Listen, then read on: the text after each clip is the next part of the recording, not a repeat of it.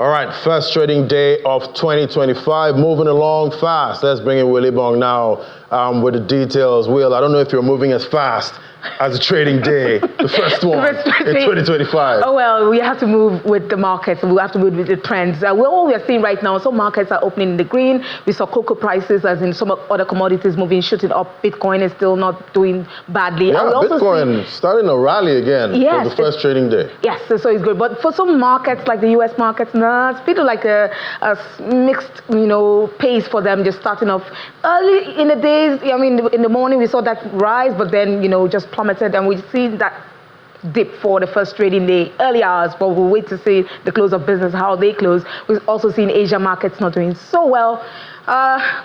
Right. First so day, I guess first day, 2025. First day we'll see a mixed picture. Yes. But some that did really well from 2024 seems they want to continue that momentum, that rally. Yeah. We'll just watch and see how the close of business. At close of business, that will be the turning point. That's the decider. The deciding point for the stock market, especially for major equities in Africa. They were positive at intraday, smiling, but we'll see how they close. As I said, we saw Nigeria's NGX slightly up 0.05% at intraday.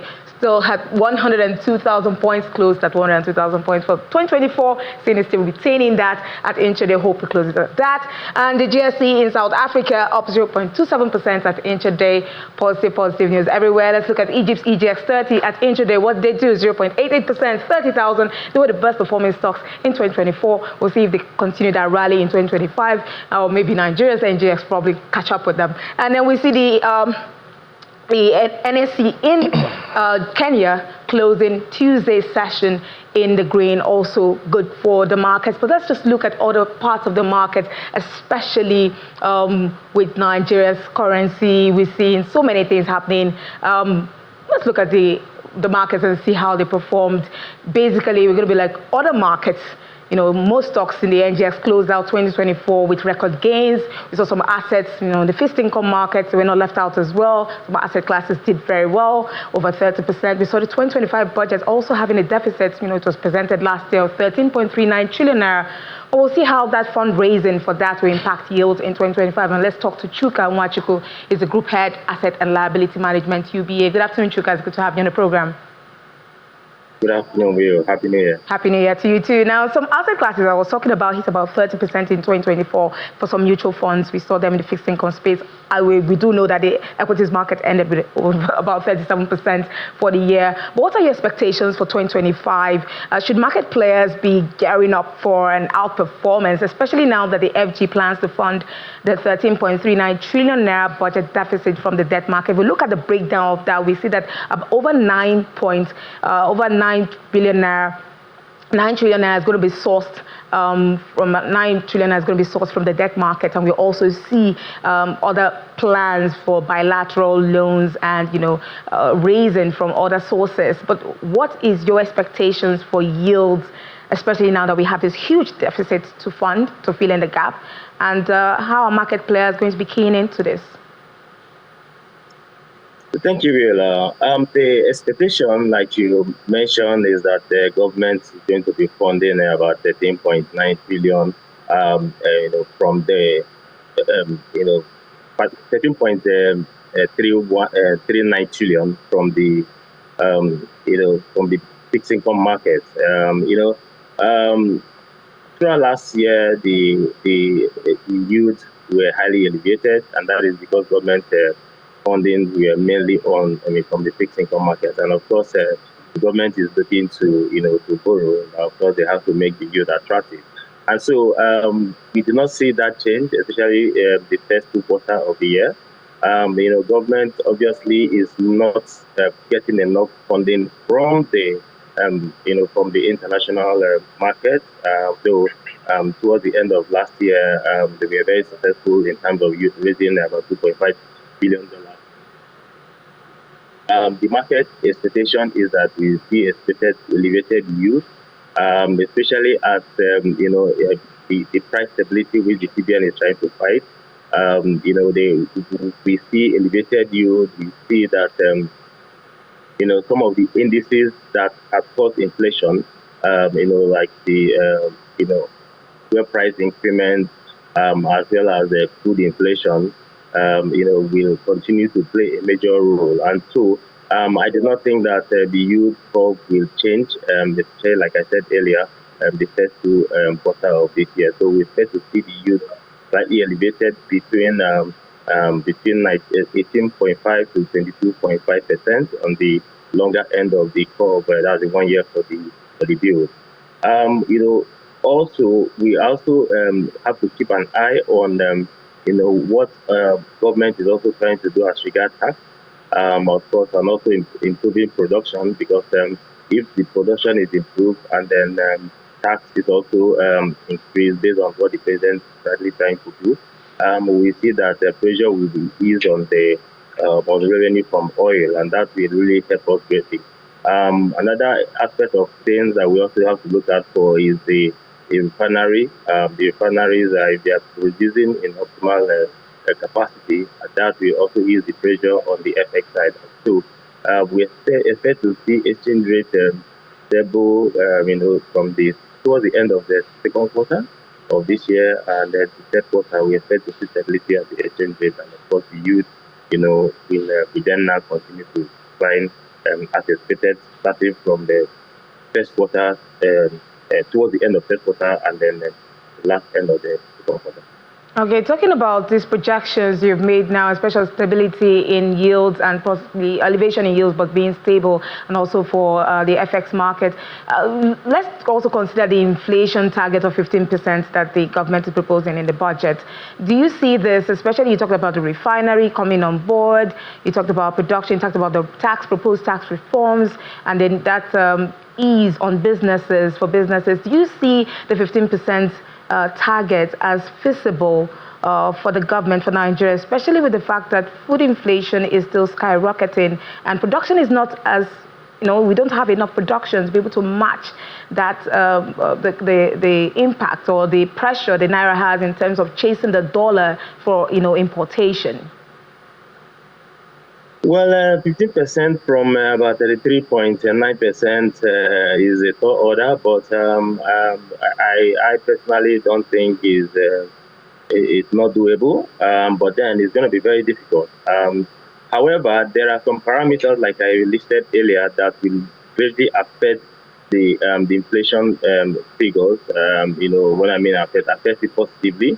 Like I said earlier, if we're able to tackle the oil theft in the Niger Delta and then maintain optimum production, currently we're producing less than 1.5 million barrels per day, which obviously is a far cry from a projected target of 2.2 million barrels. So that will definitely affect. Now with the oil, with the refinery, performing optimally, if everything goes well, that also will help. Because you see, if you look at the drill down to the core aspect of inflation, you see that the major culprit there is the food inflation, and then of course the FS inflation. So we need to tackle food inflation. Now, how do you tackle food inflation?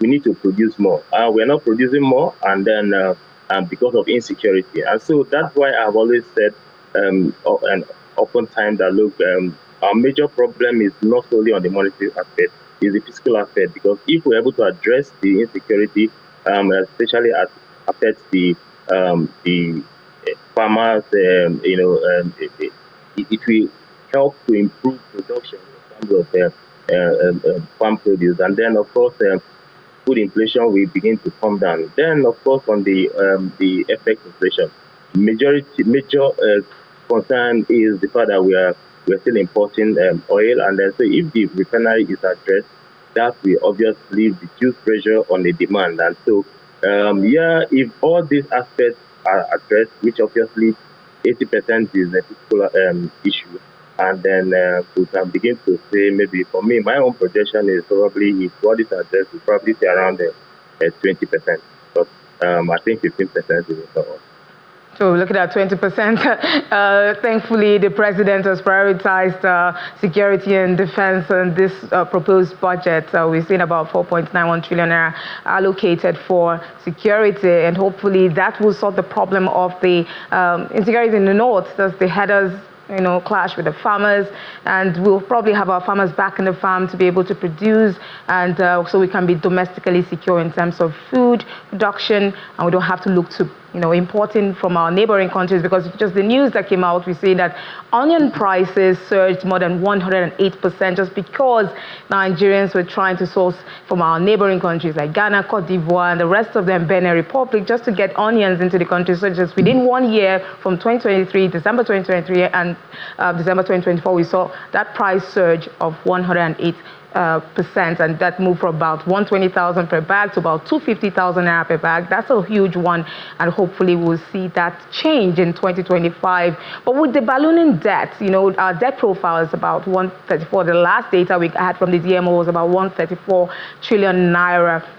And if we look at the debt capital expenditure versus the recurrence that's in the proposed budget, we see that, slight, not so, it's just a margin of like 14.85 for capital expenditure and 14.12 trillion for the recurrent non-debt expenditure. How do you see the government able to manage this debt profile, especially the fact that we need to generate more revenue? I know they've mentioned the taxes, but what other forms, what other avenues, alternatives can the government look into to be able to manage this and be able to, get projects on board that would generate in the long run, revenue for the country? Well, I think that the part of the major concern that the DMO is having is the fact that once yield is attractive, it means that government is borrowing at a very high cost, and that's the major concern for DMO. And so they will want to do everything possible to ensure that they reduce the amount of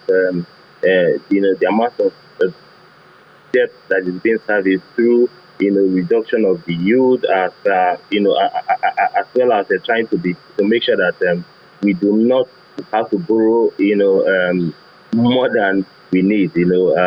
So for me, government needs to diversify the economy. We have to look at the non-oil sectors. We have to look at solid minerals, for example. We have to look at the increased production in. We have all what it takes in terms of the climate, good the weather to be able to produce, to be successful in agricultural production. So government has to look at all that, and then of course tourism as well. I mean, for example, Qatar has majorly gas, and then they are doing so well in the economy because they, apart from revenue from gas, they have also diversified into tourism. So we've got a whole lot that we can, as a government, as a people, introduce to be able to diversify our earnings. I appreciate the fact that this current government is obviously trying to do, diversify this. They've introduced some form of guidelines as regards mining, which is very good. But we also need to do more. But in the meantime, while we are trying to diversify, I think that the government should focus more on trying to, to increase production so that we can earn enough and then ease the pressure on the FX. And of course, encourage the private sector initiatives in terms of oil production. The refineries are still not working 100%, but I'm sure that once these refineries work 100%, then we begin to, produce at least what we can utilize here before of earning abroad. So for me, we should address this pressing issue first, and then of course diversification and we go hand in hand with the government projected policy. And if that is done, of course, this demand we reduce, and then we start seeing appreciation in naira, and then of course if the inflation of 15% will obviously be met. Fantastic. So let's look, before I let you go, just one quick question to let you go. Let's go with the rule on the road there. This is the first trading day. What instruments are investors playing at intraday? Share very quickly with us. So everybody is trying to play safe. Today is the best work day. So, but what we've seen so far is that a lot of the players are on the treasury bills, especially the 1-year NTP that was auctioned last week, came out around 22.9, 2.8 level. So the major concentration is on that on that bill. For bond is on the quiet side. Of course, people still trying to assess their book, and then hopefully by next week we start seeing activities on the fixed income. But presently, T-bills is what is active for today. Okay, Treasury bills active in the minds of investors. Thank you so much, Chuka Nwachukwu, Group Head, Asset and Liability Management, TBA, for sharing your thoughts on Business Incorporated.